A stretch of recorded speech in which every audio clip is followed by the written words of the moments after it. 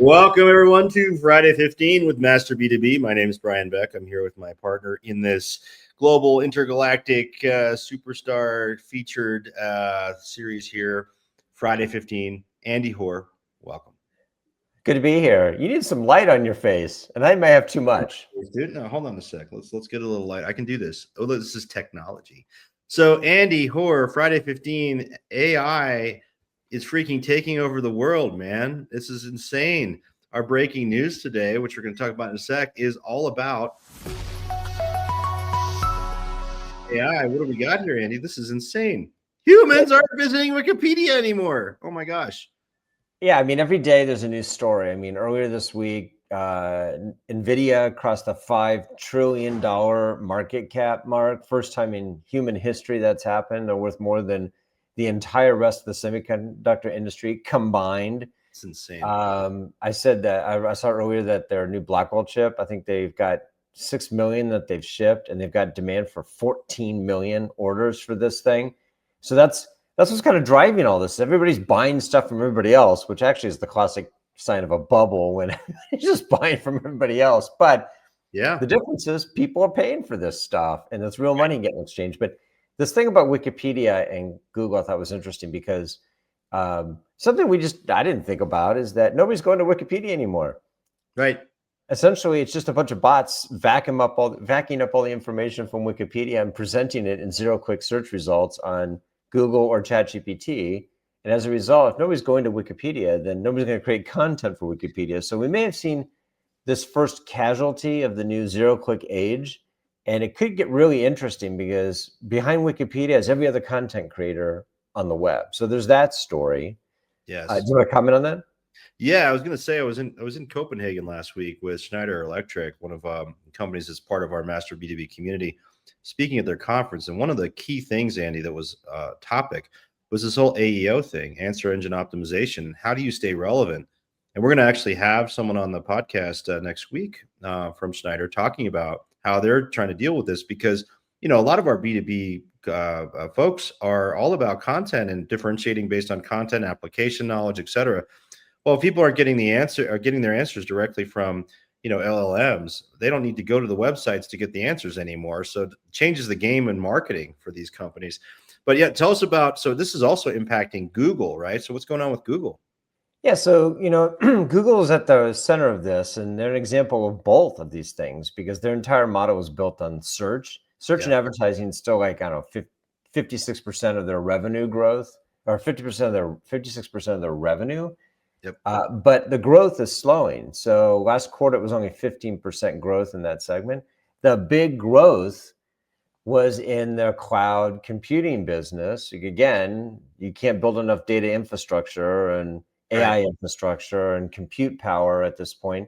And that one's growing, I think it was like 34%. So yeah, I mean, Google may be trading one thing for another, like relative decline in the search and advertising business, but the cloud computing business is starting to make up for it. The problem is the base is small. It's only like 15 billion of their $100 billion they reported. But still, they reported $100 billion in revenue last quarter. That's crazy. Well, look at Amazon, Andy. And they just released their earnings from Q3, and my goodness, it's all about AI and AWS, right? I mean, I think it was up 37% or something. Their AWS revenue. I mean, it's incredible, and how much they're investing across the board. And you know, Amazon's been considered a laggard in some ways, but I mean, they're investing huge dollars. They're a leader for sure in this stuff. And so interesting to see how this continues to evolve. Well, one quick stat: this year alone, they're going to spend almost $500 billion. Right. Silicon Valley is on building out this infrastructure. Incredible. And they said there's demand for significantly more than that. So we'll see the demand last. Again, a lot of these companies are spending money on each other. And so let's see what happens. Yep. All right. Well, we got to get to our topic today, which is a great one. We're going to be talking about software buying tips and tricks from an insider. This is a surprise, Andy. Do you know who's coming? Do you know who's coming to the show? I'm not sure I do. Let's find out. Because I put together the PowerPoint. But is that our surprise music? That's our surprise music. Girish, the silencer Sahukar. You knew already. Girish, let's bring you up to the stage here. Girish has lived is a living example of someone who's been on both sides of the fence. He's now a master B2B executive advisor. Welcome to the team there, Girish. You were a VP of implementation and customer services at Commerce Tools, a leading e-commerce platform. Prior to that, VP of digital at Dawn Foods. You're a ambassador, I guess, emeritus, right? The Mock Alliance. You worked at Keurig and Dr. Pepper, so you like that. That was a soft drink action. The Acuity Group and DECA, and you went to the University of Illinois that my horrible Rutgers team is playing this tomorrow. Oh no! Oh, come on, Rutgers. Anyway, Girish, welcome. Tell us a little bit about yourself and your journey. Andy, Brian, great to be here again. Great to be back with the Master B2B cohort. Looking forward to having a lot of great conversations with the Master B2B folks. As you mentioned, I'm one of the newly minted Nexus advisors, just starting out on a new journey here. Awesome. Yeah, so we wanted to bring you on, Girish, because we showed in the bill of particulars there about your background that you've had a lot of different experiences. You've been on the vendor side, you've been on the SI side, you've been in the e-commerce space, the search space, you've been a practitioner in multiple companies, and you have a technical background. So we thought this is like a really good opportunity, especially since you're now one of our executive advisors, to pick your brain about what are the mistakes that you see companies make and what are the opportunities that they miss when they're buying software. And so we want to go through a couple of slides with you and sort of tell you what we think people do wrong and then get your thoughts on what they should be doing right. Yeah, there's so much confusion around this now, Girish, because you've had all this composable stuff come out. Now AI is further confusing, and as a business leader, in particular, and you crossed business and IT so magnificently that we think that you can really contribute. So let's go through some of those. To Andy's point, let's go through some of those points.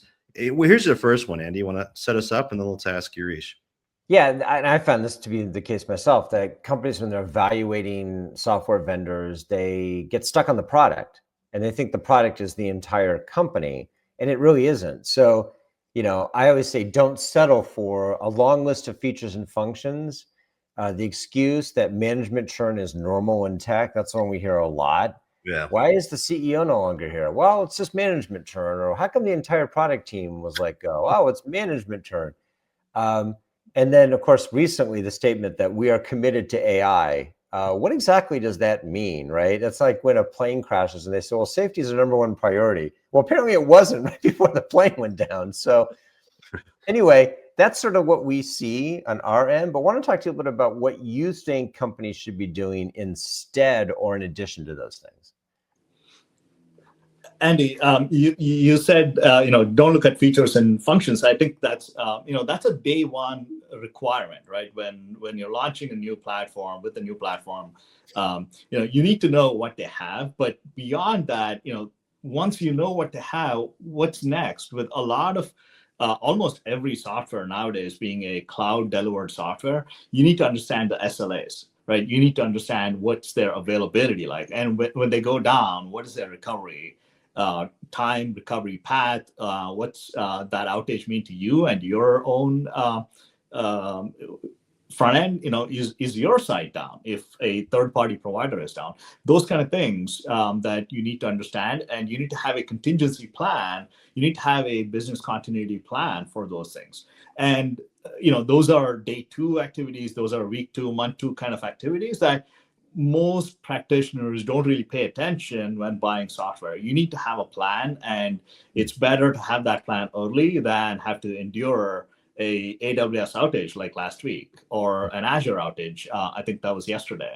So these are, if an AWS goes out, what is your plan to be up and running? Those are key questions. Yeah, which actually also stresses the point that you need to have an assessment of the ecosystem these people operate in. Because as you pointed out, when it was software that you installed behind a firewall, that was one thing. But now that there's a dependency on cloud compute providers, other companies that are building your online experience, your mobile experience, your AEO, GEO experience, you need to know not just who the software company is, but also who the partners they have, and Right. what partners do they still need, right? And these things are not secret, right? Every SaaS business has to tell you through their DPA, data processing agreement, who are the providers they use and for what purpose. So you will know contractually who you're dealing with and who else they're using. So another big one that you've talked about when we've chatted about this is this idea of understanding the financial performance of the company, right? It seems like whenever companies report their financial performance to potential customers, they say things like, "Oh, here's our total company revenue, and here's how many years we've been in business, and here are what I call the macro metrics, which is, here's how we deal with all of our customers." And you've contended that can hide a lot of things, right? It can hide business unit performance. You only care about comparable customers, right? If you're an enterprise company, do you really care that these guys are serving, a mom and pop shop in their basement really well? Yeah. So what do people need to ask here?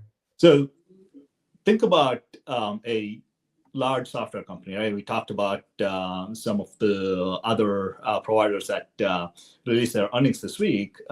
But when you unpack that, if you're buying services from only one small business unit inside of their gigantic corporation, you need to understand how that small business unit you're actually doing business with, what is their track record of performance? What is their trailing 12-month performance and their next 12-month projected revenues, right?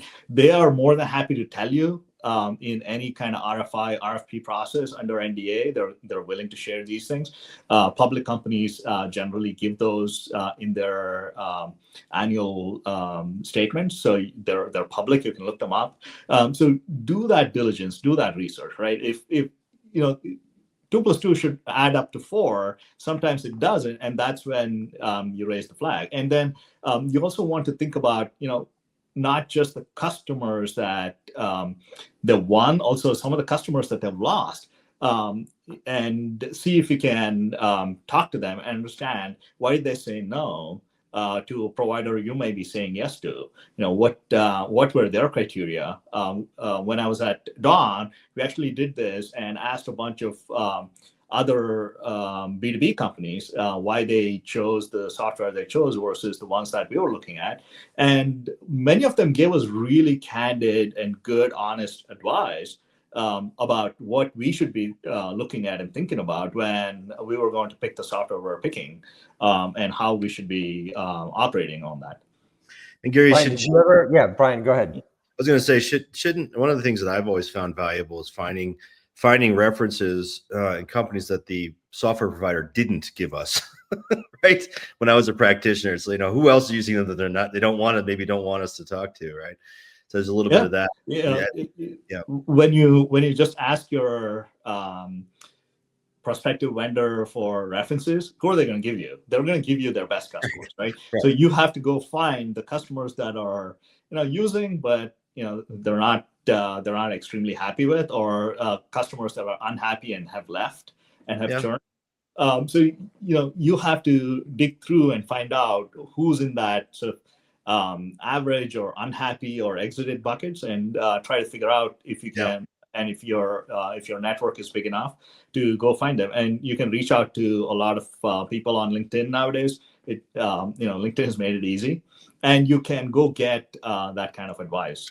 Silencer, our forum, makes it even easier. Our forum is a fantastic place. And Nexus makes it even easier. So it's right. So anyway. So since we talked about references, which actually I think that's great, let's talk about the last area here for today, which is the roadmap. This is one of my favorites, because whenever I talk to companies and they brief me, you wouldn't believe some of the crap I hear about roadmaps.